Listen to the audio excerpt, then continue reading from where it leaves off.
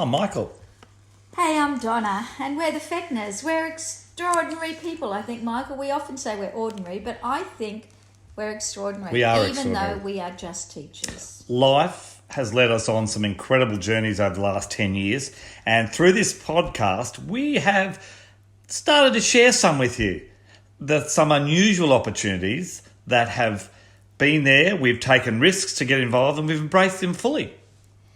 And now our glass is overflowing with possibilities because we never know what is going to happen next. And Donna, why not? Take a chance. Welcome back, folks. How are you to another week? We are into week 8. This is week 8 of our wonderful podcast, and we've had a lot of fun telling you all about the things that are going on. Donna, you've got another bottle. Yep, this week I'm opening up a bottle of Interccg from Epinay, one of our favourite parts of the Champagne region. Very fruity little mix. I'll give it a try and see what it tastes like. Oh, it smells good. I can smell the fruit from here. Yeah, just a little bit. From Epinay, yes. Epinay, Yes. One of our favourite places. We love Epinay. Epinay is beautiful. Chin chin, Donna. À votre santé, Michael. Yes. Well, folks, we told you that this week we were going to gather, and we've had some questions sent to us by a number of people, and we're going to go through those today and let you know what's happening, because we think that it's about time that some of you had the chance to ask us some questions. So before we get into that, though, once again, you've jumped again. I love that about you. We'll just recap where we are. We've lost David. We've got Franco as our new director and Sabella as our producer on our team for the movie. We've got a book. We have a book that's just been released and launched successfully. And we have gone to Melbourne, Childers, and also Brisbane, West End to do so. And then also over in Vignacourt. And yeah, actually, we really didn't allude to too much of that we had a wonderful launch in Vignacourt. The first time back in Vignacourt for 4 years, wasn't it? Yeah. We did say how great the John Monash Centre was to accept my book and put it out on display because they were quite busy and couldn't have a structured launch. But we did launch it in the town of Vignacourt, which makes more sense, and we had the teens there, and even, like we said last week, even though it wasn't written in French, our French friends bought many copies, and we emptied our suitcase and then returned home. Back to work as we normally do. We have a little touch of a dream, and then we think, oh, this is happening, and then it doesn't, and we return to our beautiful work in Australia with our great kids in our classrooms, and we wouldn't have it any other way. But our dreams do live on, Donna. They do live on. Yes, this dream in particular has been living on for quite a while.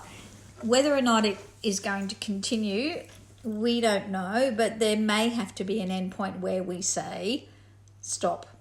And this will probably lead us into the questions that our wonderful followers have sent to us this week to answer in front of all of you, and we will try to be as honest as we can, but we're also very careful about what we say because we want our project still to continue. So let's roll on with the questions. So Donna, here's one of the first questions we got.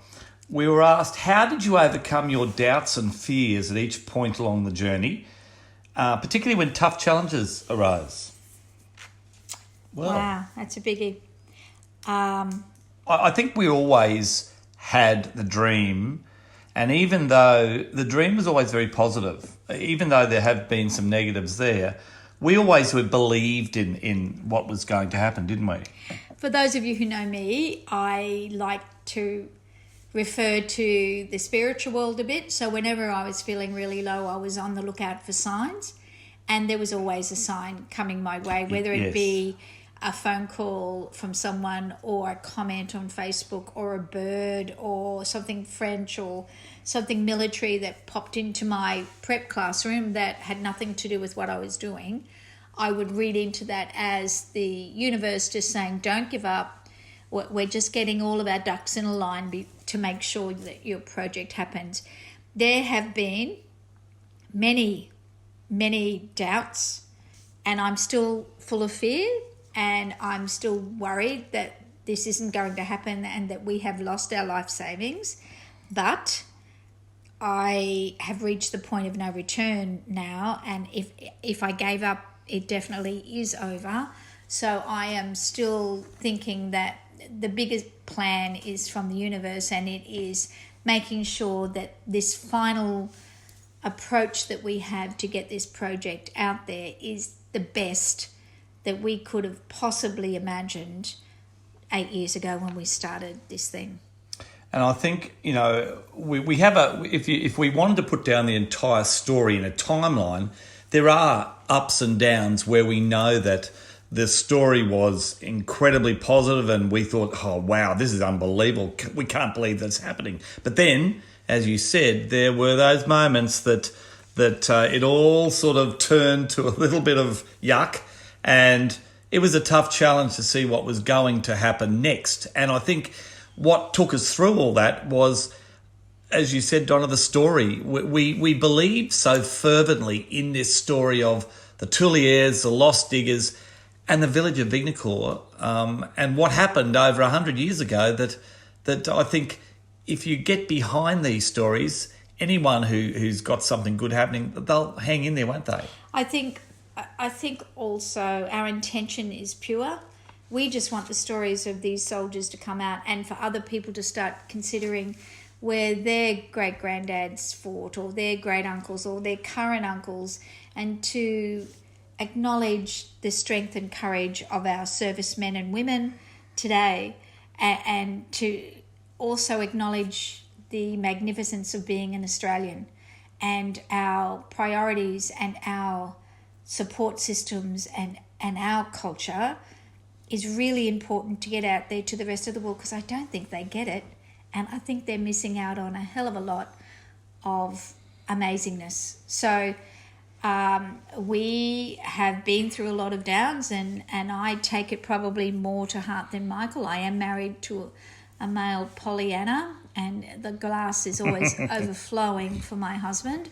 I'm a bit more of a realist, so we have had many moments when I wish to pull the pin and Michael refuses to. Now, whether that's because our bank account is showing red or whether it's pride, I don't know, but there have been many moments when we have had to, as a couple, make a decision. We're not going down this road, but we will cope with this and I think, tangent. I think, Donna, one of the things has been, to answer this question, is when we see a problem, we are very good at problem solving. We tend to look at the options, see what might be available, and see where we can go next to move it. And look, as we know in the past, if that didn't work, another avenue opened itself up to us. It's like the Julie Andrews story, Donna. When God shuts a door, somewhere he opens a window. And I think that's what's happened to us. We've had some doors shut, but the windows have been open and the fresh air's come back in. So for any of you who are listening and who have these dreams, the dream that you end up with is not the dream you started with. So you have to be prepared to meet people halfway or to give something up that is part of your original thought process. That's hard. That is confronting, especially when you're dealing with some people who have no idea where you're coming from. So the dilemma is for you to make sure that both of you, or if it's just you alone doing a project, that you have some non-negotiables. So some non-negotiables for me were Childers, the involvement of Childers and Vignacourt as two major characters, if you say, in the movie, the role of the Indigenous soldier, the role of women, the importance of exciting whoever is watching this movie to research their family history and pass the stories on to their grandchildren, and just a love story coming out of hatred, a simple story as being people. So that they were my non-negotiables. Unfortunately, during this road, I have come across a few people who didn't give a shit about that. And at the beginning, I let them take over, and I'm stronger now. And I believe that the universe is behind me saying, stick to your guns. So for all of you out there, stick to your non-negotiables, but figure out what they are before you get started in trying to make your dream come true. And I think your key point there, Donna, was even though it's taken us nearly 10 years, we have got stronger and we have got an incredible amount of knowledge now that we've built up along the way. It's still not enough to call us professionals yet, but my goodness gracious me, we are very aware of what's going on now, a lot more than what we were. I don't know how many professionals say, my goodness gracious me. But go for it, Michael. That's who you are. So I would think for me, when I got doubts, I turned to the universe to give me signs. And I was never, but that means quietening your mind and quietening your fears. Yes. And removing yourself from the stress points that you're sitting in. And that in itself is a commitment. But I've never been disappointed, and I'm still receiving those signs today. Donna, how scared were you, or how scared were we, that we'd actually bitten off more than we could handle? I've never thought that. No, although at the very beginning, certainly when things were talked about in multiples of $10,000 a go to do things, it was a bit of a worry that this was going to be just a money pit that we had no choice. It wasn't just a little bit. We had to put in these massive amounts to start off the story. And look, we were only saying this morning that every step along the way, we have learned things and we've achieved things. But I think also, if we want to pat ourselves on the back, I really think we should. Even though we've had lots of people along the way that have helped us, we've got this story to where it is because of our belief. No one else's. Some people have had nice feelings behind us, but we have stuck to our guns and we've believed in it. And I believe that we are where we are now because of who we are and what we've done. And like I said, I've never believed we couldn't handle anything. And I teach 5-year-olds that very point. We are living in an amazing world. People are searching for those with creativity and stories and ideas, and we can handle anything. It's just how far are you prepared to stick to your ideas and to negotiate with others to make it morph into a better project than what you originally imagined. Yes, the financial stuff has been the hardest, and you and I are just teachers, and we aren't rich, and we aren't Hollywood moguls or people that have got lots of contacts. And again, we were saying that this morning.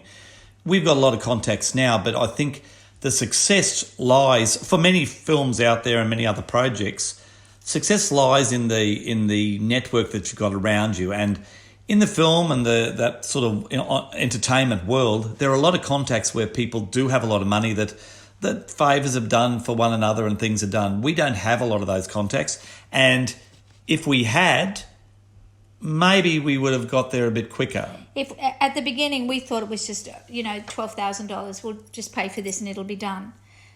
This is 9 years later and there have been a few bouts of $12,000. Many. Now, if we'd had foresight, maybe we would have pulled a pin.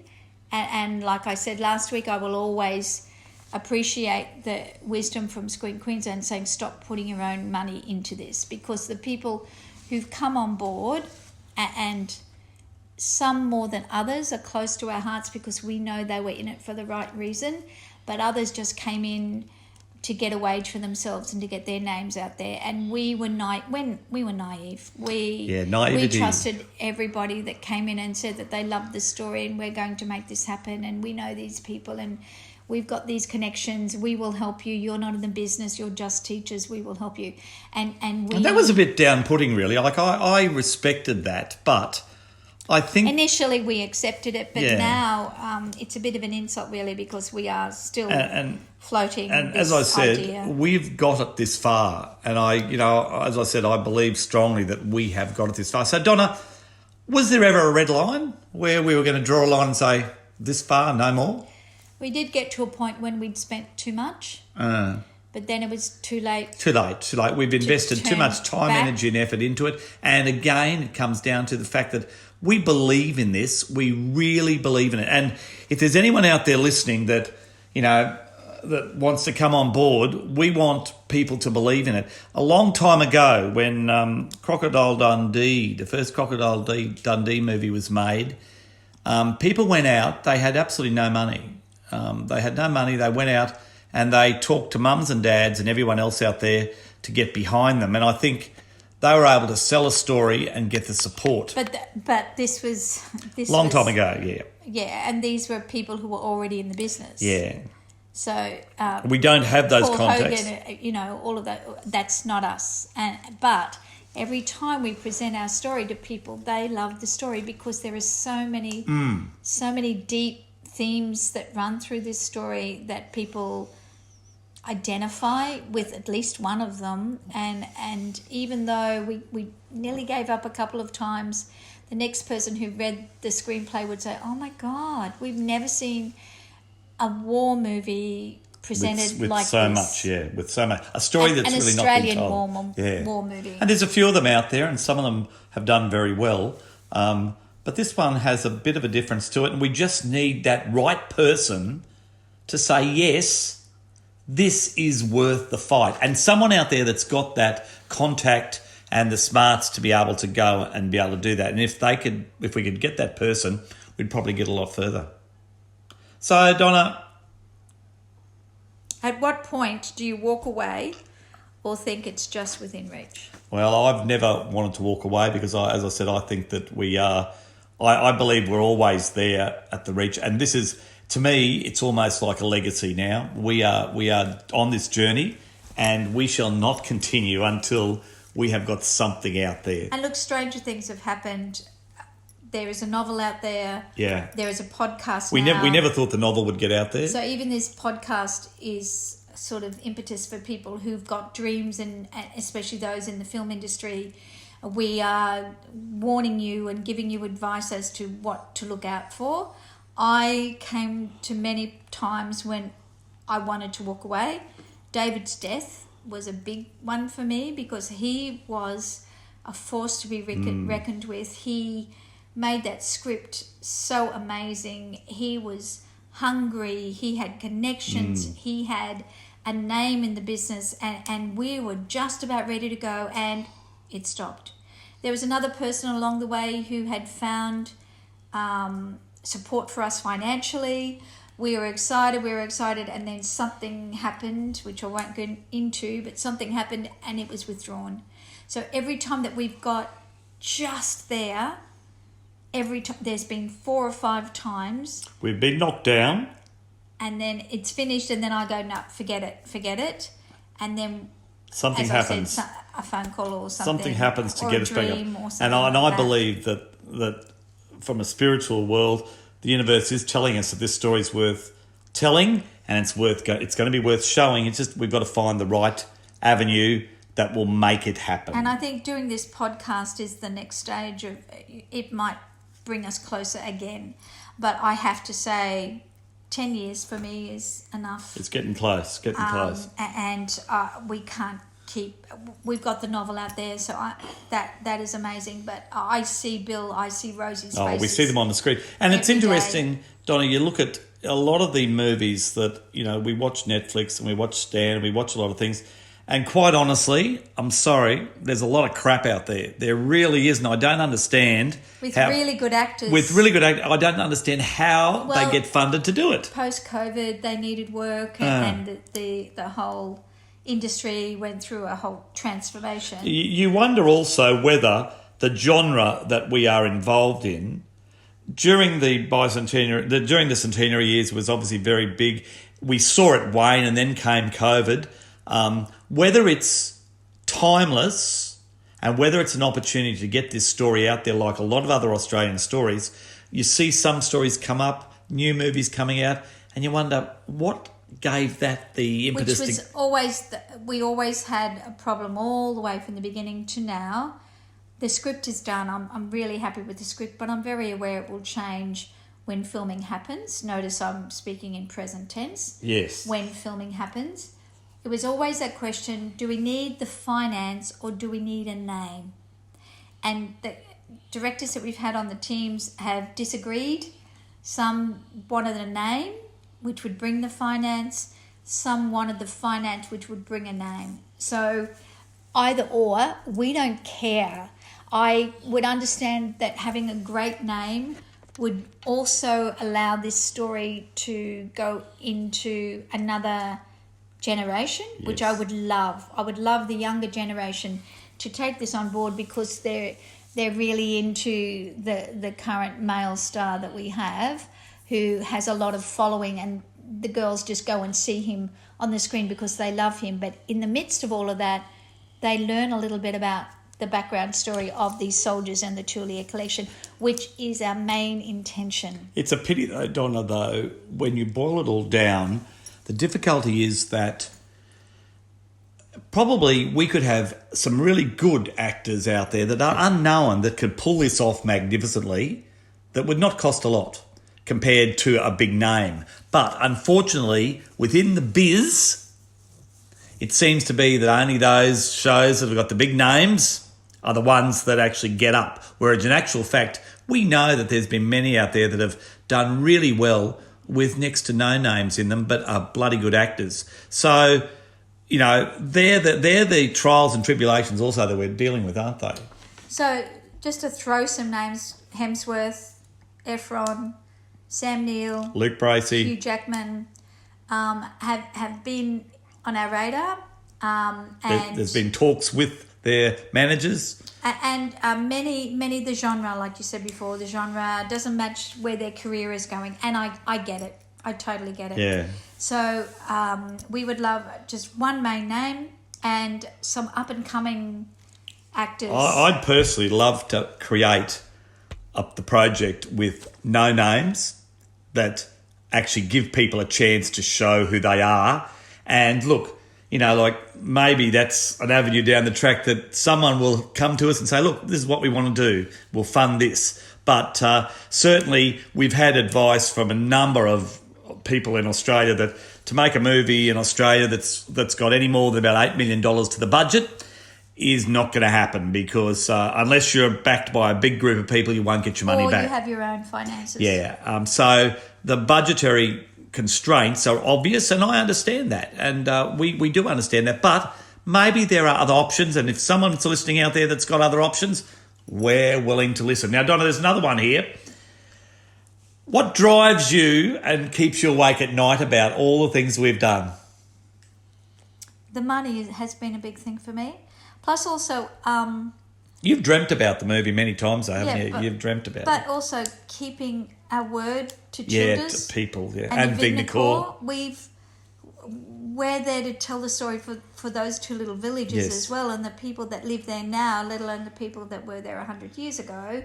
We want to redeem our promises. We believe in this project, and we have come so close, and then life has intervened and it's all fallen in a heap, and we've scraped ourselves off, gotten back up again a number of times, and have almost gone to the finish line, and somebody has passed away, or somebody has had a major disagreement with someone else on the team, or COVID has hit. So there have been some astronomical occurrences that have stopped us moving forward.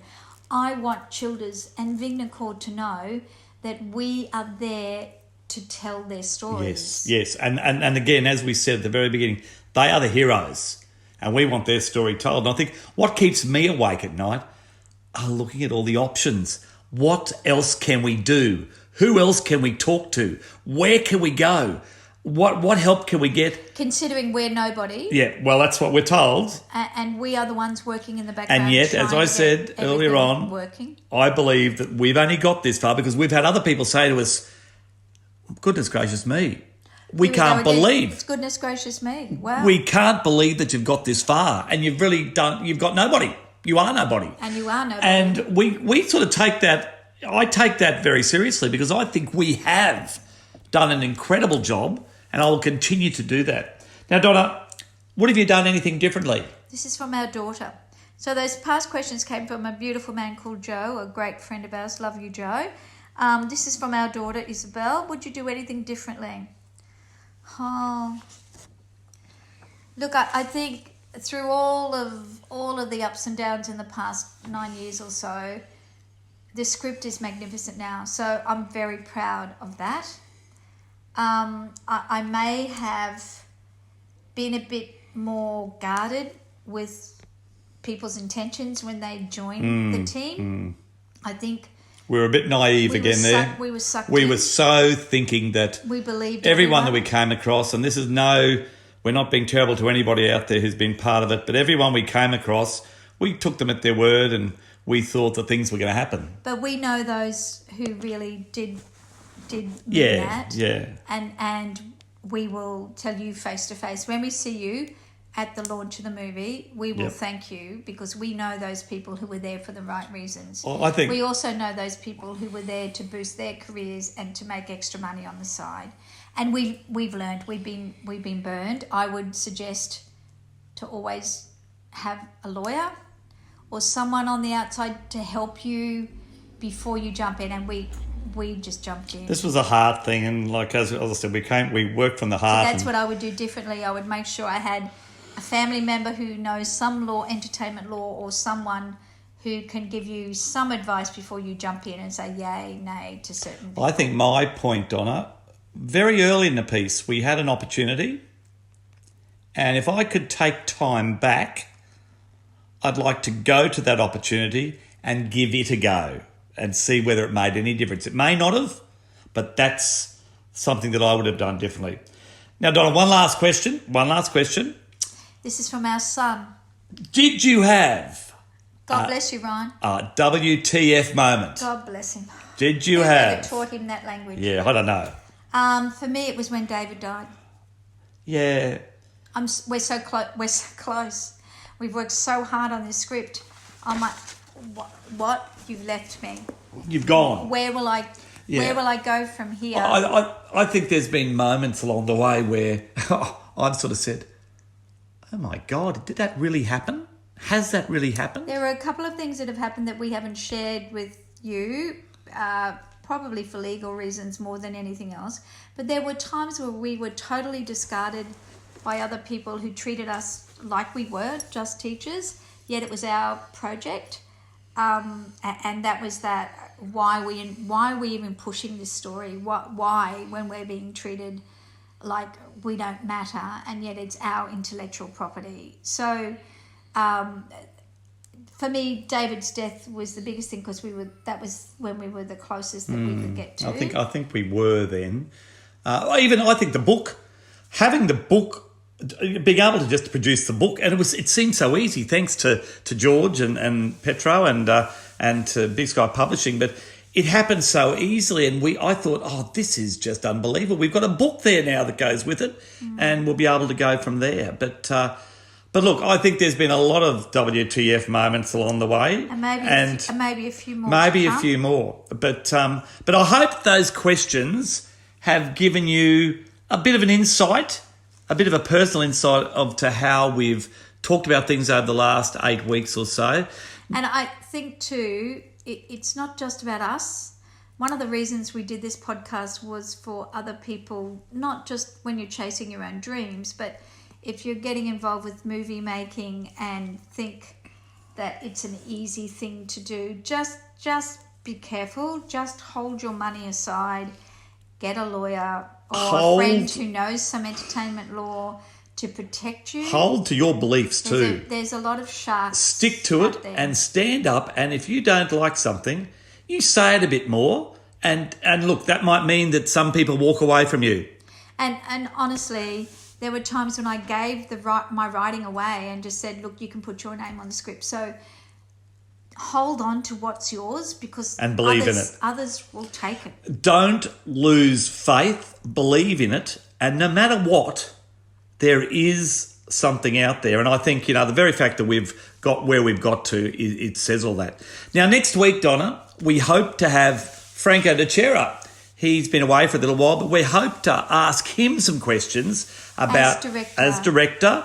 And we're going to have him come and have a bit of a chat to us and hopefully tell us a little bit more insights from a director's point of view. And all the things that he's got to deal with as a director to make it all happen as well. And then, Donna, we're off to France. Yeah, this came out of the blue. Hello. We're travelling to Vignacourt. There is a possibility of something. We won't let you know until one of the teens is getting married. One of the teens that came here at the very beginning of the story, he's getting married. He's in Hugo, and he's invited us to his wedding in Vignacourt, which we are honoured. We're very touched by that. Very touched by that. And we will go back to the little village, and we have some ideas, not necessarily movie based. If the movie were to happen between today and tomorrow, my God, we'll have an extra podcast episode for you. Movie is top priority at the moment, but there's another opportunity. There's a very big opportunity that we are working with that will tell another story, but we hope to create one of our podcasts live from Vignacourt and tell you how things are going there and what it's like being back in France again, being part of that little village and the story, because the Vignacourt people love it, Donna, don't they? Yeah. They love it, and I know that we'll be welcomed with open arms, and they'll be so excited to hear what we've been doing. So, guys, thank you for joining us again. Donna, thank you for that, sharing those beautiful stories. And thank you, Joe and Isabel and Ryan, for the questions. And the others who wrote questions for us. We really appreciate it. Yeah, we're certainly not totally 150% confident about stuff, but we're taking a chance and we're doing it anyway. And Donna, why not? Yeah, take a chance, not? Donna. Why not? Guys, have a great week, and we'll talk to you next week with Franco. Time Take for care. another glass. Have another glass, Donna. Cheers.